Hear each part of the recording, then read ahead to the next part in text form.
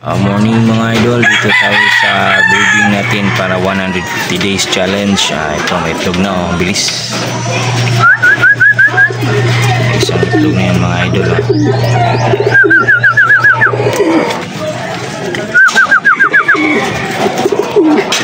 Yan o. Yan, may isang itlog na yan. Para 150 days challenge yan mga idol sa darating na November yata, October, nandun lang sa buwan na yan, okay? May bago sa atin yung wanted line natin, cross to email line. Ito may unang anak na sila doon sa taas, yung mga white feather na checkered. Pakita ko sa inyo, dark checkered white feather, okay? Kaya tayo sa taas.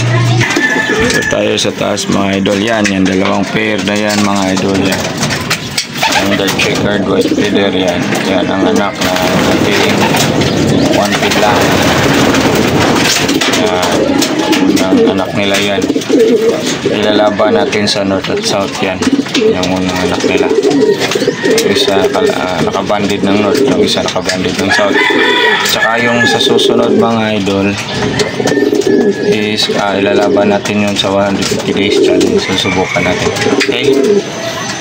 Muna tatapusin ang vlog for today mga idol. Bye.